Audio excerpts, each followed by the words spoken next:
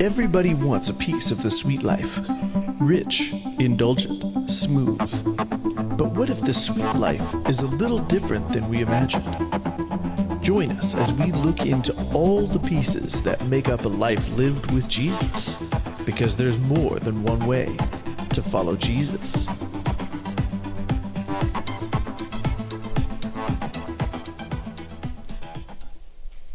Some of you may not have been here on February 3rd of 2002, but if you were here February 3rd of 2002, you wouldn't have come into this building for worship. You would have headed across the parking lot into the gymnasium of Lovejoy Elementary School, which is now a preschool/administration building as things change throughout the years, and you would have walked in with 329 of your best friends, or new best friends, to the first worship service ever held at Creekwood United Methodist Church. So, Creekwood, happy 23rd birthday today, or tomorrow, I suppose we should say.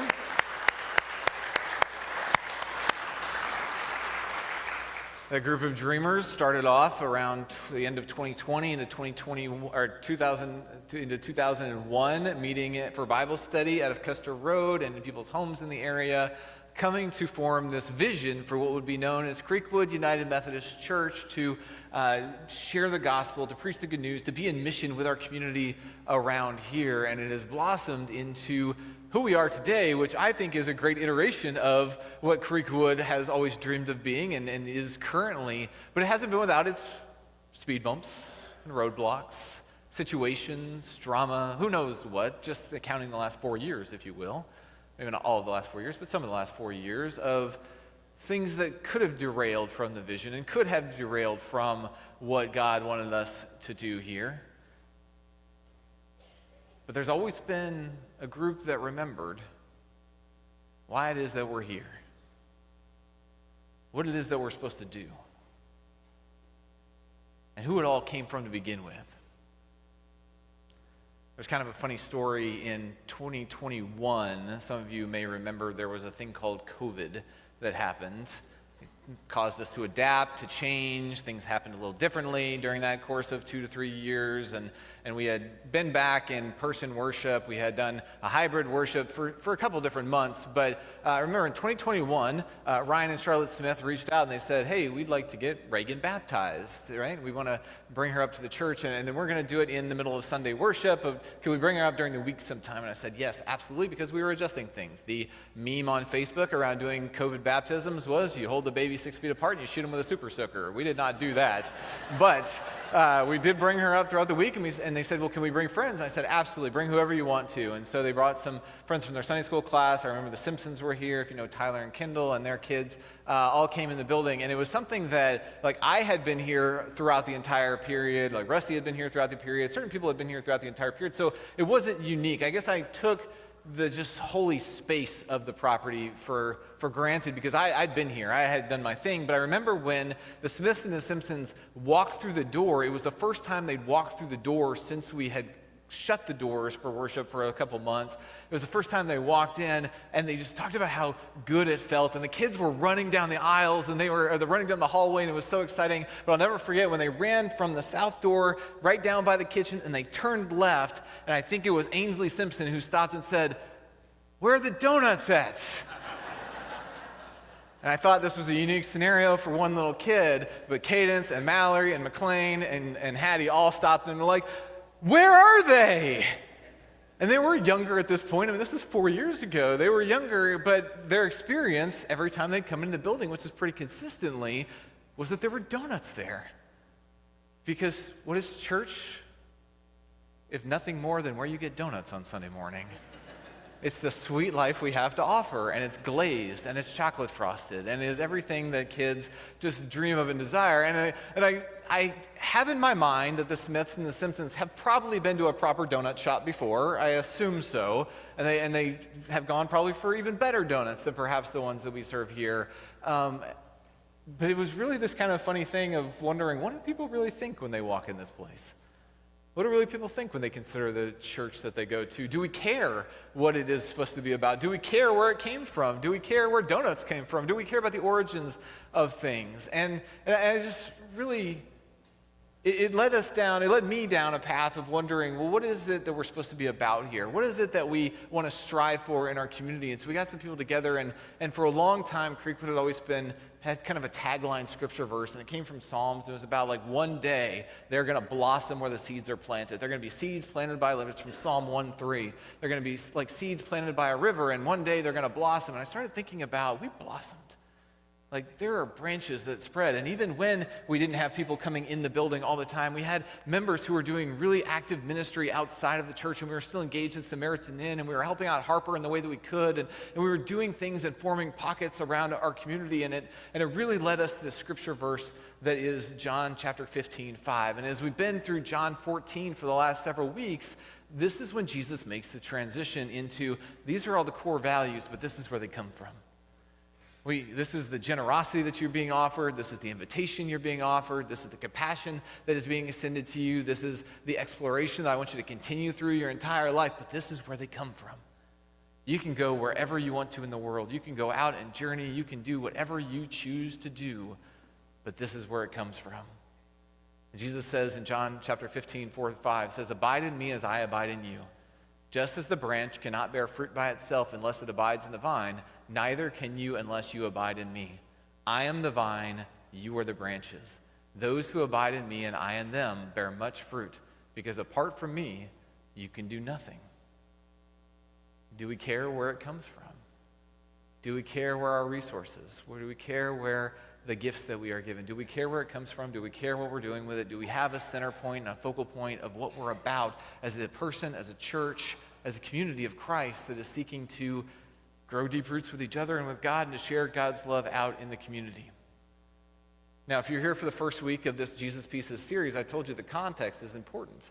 And if you go into the context of where Jesus is making that transition from John 14 to John 15, I don't have it there, so I'm going to read it off here. John 14:30-31, it's pretty much the end of John 14. Jesus says to the disciples, "I will no longer talk much with you, for the ruler of this world is coming. He has no power over me, but I do as the Father has commanded me, so that the world may know that I love the Father." Now, this is an interesting way to transfer from all those kind of core values and the questions the disciples have to, "I am the true vine and you are the branches," part of John 15. But the disciples would come soon to learn what Jesus meant by the rulers of this world, if they didn't already know, because the Israelite people have met the rulers of this world consistently throughout their history. They've met the rulers of this world as they've been conquered by the Assyrians in the northern kingdom, and they've been forced into basically slavery again. After they've already been slaves in Egypt, they're now subject to slavery by the Assyrians in their own hometown. And then when the Babylonians come, they conquer the Assyrians, and the Israelite leaders are whisked away into Babylon to do the civic work and try to acculturate and assimilate in that way as a new ruler of this world. Eventually the Greeks come along and they conquer Israel and they take over and try and impose their own way, and then the Romans conquer the Greeks. And basically there's only a decade, or maybe I think there's 60 years from the time that Assyria conquers the northern kingdom to when the Romans conquer all of Israel, what they would now call Judea. There's only 60 years where the Israelites are self-determining, we're going to be our own self. And each kingdom brings with it a different sense of what the world should be about. In the end, we've got the Greeks and the Romans, especially the Romans, who are after world domination and empire building. They want to take over everything, and they're going to keep taking over others to pay for their own things that they want to enjoy in Rome. They are expanding, they are powerful, they are all about what they can get for themselves. Now, the Babylonians, on some level, or even King Herod as a puppet king would be an example. The Babylonians were also about world expansion, but they were also a little bit about excess, if you will. They wanted their things, they wanted to enjoy their stuff, and they were going to go and conquer anybody else so that they could enjoy their stuff. And the Assyrians, well, they just thought they were the best. And they came in and they wanted to impose every tax and everything that they could upon the Israelites to force them into their way of life. And even while the Babylonians and Romans wanted to assimilate and acculturate them, the Assyrians just wanted to dominate them. The disciples are very familiar at this point with the rulers of this world look like. And each ruler of the world brings with their empire and their idea of what the world should look like, so that the Israelites are a little discombobbled, I would imagine. And if you look even at the letters of Paul, they are influenced by Greek philosophy. If you look at some of the Old Testament, they are influenced by the Philistines, the Babylonians, the Assyrians. You can look at how being involved with different cultures has both been a blessing, but also a confusion, not because they're not partnering with each other, but when the other cultures are trying to dominate them, it's a confusing of what's our true north? What are we supposed to be about? Where does it all come from? What's the origin story of who we're supposed to be? Because if you have done your biblical studies, you may remember that Israel itself, while defined on some level by these two rivers and these four rivers as a landmass, had visions from God more than a landmass. That the original vision for Israel was not supposed to simply be a geographical place, but it was supposed to be an ideal. It was supposed to be an ideal rooted in worship of God and following of all of God's principles. And these principles are ones in which kings are supposed to be humble and servants are supposed to be uplifted. And we're supposed to leave food for the poor because we're trying to make sure that everybody is strong in the community. We're supposed to share so that we can make beautiful tasting soup together so that everybody might have some, so that all these other nations who are not as strong because they are competing in and amongst themselves are going to look at the model of Israel and say, well, we want to be like that. We want this glorious kingdom idea that we can be a part of. But through conquering and through conquest and through internal fighting, Israel loses the vision over and over and over again. And there's really no better modern-day metaphor for this than Willy Wonka and the Chocolate Factory. If you have not watched the 1971 version of Gene Wilder, I highly recommend it, based on, over and above the Johnny Depp version. Now, the Timothy Chalamet Wonka origin story is really good, I think, but Gene Wilder is just Willy Wonka in person for me. But if you remember the story of Charlie and the Chocolate Factory, it is this contest of Willy Wonka putting out golden tickets, as we've been giving the kids for the last 4 weeks, these golden tickets that you get to go tour the ultimate chocolate factory. This is the most famous chocolate factory in the world. It is where all the things that kids go bananas for, as you saw up here at Children's Time, they go bananas for it. This is where it comes from. And they get to go inside, and it's been locked, and it's been mysteriously guarded, and no one's been able to go in or out except for Oompa Loompas and Willy Wonka himself. Well, we also forget that it's not really said much in the movie, but every kid who makes it through the tour gets a lifetime supply of chocolate. So here you have a golden ticket. You have every opportunity that you are given to go and have the world at your fingertips in the eyes of a little kid, to go journey through Willy Wonka's factory, to see where the sauce is made, to have the lifetime supply of Wonka candy bars, and all you have to do is go, and Willy Wonka just says, just don't touch anything. Right? Just don't touch anything. I know there's all this sweet around you. You're going to walk into church, there's going to be donuts, there's going to be candy, you're going to be everything everywhere, but I just need you not to touch anything. Now, why in the world would a candy maker who invented candy or who builds candy to make kids happy tell them not to touch anything? Well, we can look at the first one that goes. His name is Augustus Gloop. He's right over Willy Wonka's shoulder there, and Augustus Gloop is pretty much Roald Dahl's vision of gluttony. He goes in, he doesn't even make it past the first room. He sees the chocolate river, he dives in with full force, and he ends up getting sucked into a pipe like we all do when we have gluttony, I guess. But he gets sucked in, and because he can't make it. He has to touch something. He has to have it, and he wants to consume more and more and more. It's not about where it comes from, and it's not about what it's about. It's about what he can gain for himself, and he needs more and more and more, so he's going to keep taking more and more and more. Well, then next is Violet Beauregard, who's in the blue jumpsuit, if you will, right there to Wonka's right. Right. And Violet Beauregard, well, she just wants to be the best gum chewer in the world, if you will.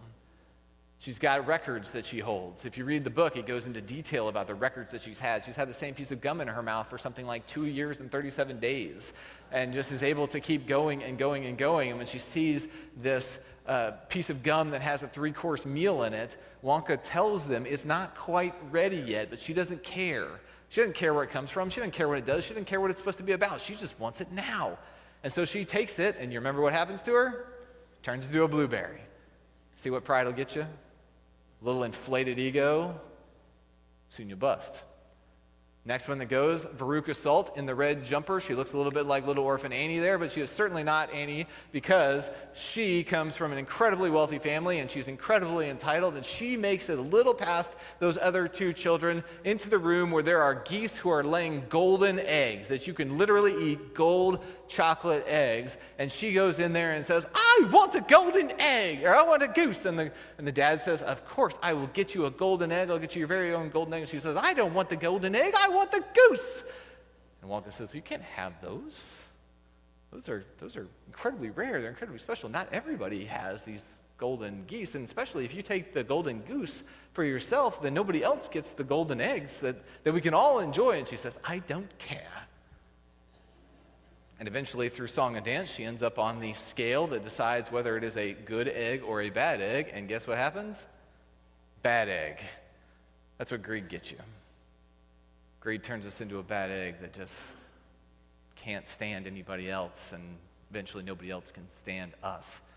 And then Mike TV in the yellow shirt there with the bandana, living into his cowboy dreams, is obsessed with watching TV. He is the definition of apathy and sloth, as Dante might describe them, and gets eventually his own chance to become on TV through becoming a TV dinner that gets transmitted as he goes from his fullness and his larger-than-life self into just a microcosm of who he could be as he shrinks down. That's what apathy and sloth will get you. And all of these things that Dante would describe in Inferno as the 7 deadly sins, all of these things that Roald Dahl lives out in the lives of these children who just can't keep their hands off of the grand prize, because the grand prize is a lifetime supply of chocolate that ends up being what you are to share with other people. Because the one who makes it through the factory is Charley Bucket. And Charley Bucket ends up taking over Willy Wonka's industry. He gets the opportunity not to just take the lifetime supply of chocolate for himself. The real prize at the end is that he gets to make the chocolate. He gets to give the chocolate. He gets to share with the rest of the world. And so it's not just his golden ticket anymore, but he now has a golden ticket to continue giving and sharing because he somehow kept the vision. He somehow remembered that he's the little kid that when he walks into the candy shop and other kids are just buying and grabbing and taking whatever they want and whatever they can, and they could care less how it tastes and they could care less what it is, they just want it now and they want more. Charley is poor. Charley can't do everything for himself that he wants to do. Charley is lucky if he gets $1 that he finds in a drain pipe, and he's lucky that his grandpa Joe was able to give him a special present that he could go buy one candy bar. Charley doesn't come from a world in which he gets to take and take and take because he has and has and has. Charley comes from a world in which there needs to be a source. Charley comes from a world in which he knows that he has got to depend upon others. Charley comes from a world in which he needs to know where it comes from and what it does in a very intentional way. And when Jesus tells the disciples that, I'm not going to be able to talk to you much longer because the powers of this world are coming for me, the disciples are going to be in a very scattered state of choices. That we've been following somebody who's been telling us what to do for the last 3 years at every step of the way, and it's really nice to have God holding our hand the entire time. But then there's going to be a time where different ideas about what we are, who we are, and where we come from come into our heads. And they're going to tell us that we should only be about this, or we should get this for ourselves, or they're going to tell us that we should follow in this path because this is what the world will deem successful or meaningful, or this is what's going to dominate other people and lift you up. This is the decision that the disciples are going to be forced into when they don't have God holding their hand at every step of the way. When they go through trials and tribulations that might cause them to deter from the vision. And Jesus makes sure they know at the first part of John 15, verse 1, I am the true vine, and I am the true vine grower. And he gets down into verse 4, and it says, abide in me as I abide in you, because Jesus has already given us the golden ticket. This is the crux of our faith, that there is nothing that we need to do for God to love us or choose us. God has already loved us, God has already chosen us, and God has already given us Jesus, and Jesus abides in us through the gift of the Holy Spirit. And so Jesus says, just abide in me back. When you feel like you're losing focus, when you feel like there's temptation around you, when you feel like there is a lot of other ideas in the world about what it means to be a Christian, about what it means to be a person, when there are a lot of ideas of what success looks like in the world, abide in me. Which means stay in me, walk with me, keep the vision, go through the hallways, don't touch anything. Just abide in me, just follow me. So that you can have the true sweetness of life, because I am the vine and you are the branches. All of this comes from me. Every dollar that you have, every chair you sit in, every car you drive, every trip you take, every nature scene you see, every person that you are friends with or in love with, all of this comes from me. This is the vine. This is the source. This is the gift that keeps on giving. You are branches. You are not the vine. And when you start trying to be the vine and start taking for yourself and start seeping up all the water and start taking all the chocolate and start doing all of this, it just, you know what you're going to do? You're eventually going to start thinking you don't need the vine anymore. And he goes into this whole thing about, those branches that don't produce fruit get cut off. And a lot of people read this and they think God is really angry and God is really evil and God is really mad. And let's say that the more we start trying to pretend that we're the vine ourselves, I don't think God has to do a lot of work. We tend to cut ourselves off.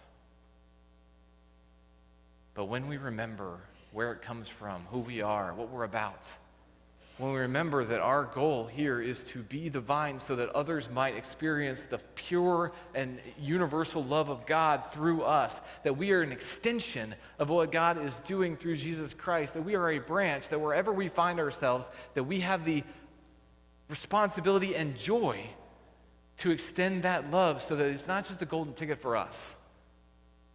I cannot stress this enough. Jesus was never supposed to be a golden ticket just for you or just for me. The golden ticket was meant to be in the ideal state of what Israel was supposed to be. A community of people who loved God and loved each other so much, cared for each other so much, treated each other with justice and mercy so much that everybody wanted to be like them. Everybody wanted to come see what this God was about. Everybody wanted to come be a part of a loving community of grace and hope. That's the golden ticket. And it was never about you. It was never about me. But it was always about us. And it was always about God. So when we do stewardship, when we collect money, when we take communion, when we sing songs together, it's not about us. That's why the kids were told not to touch anything. Because everything they touched was simply just something they wanted for themselves. They were supposed to get through the tour and see the whole picture, so that eventually they'd get the sweetest life that you could ever imagine. Because they were meant to abide. They were meant to trust. Even when different ideas came, even when temptation arose, they were supposed to follow. They were supposed to stay true. And they were supposed to be the branches of the one true vine. Let's pray.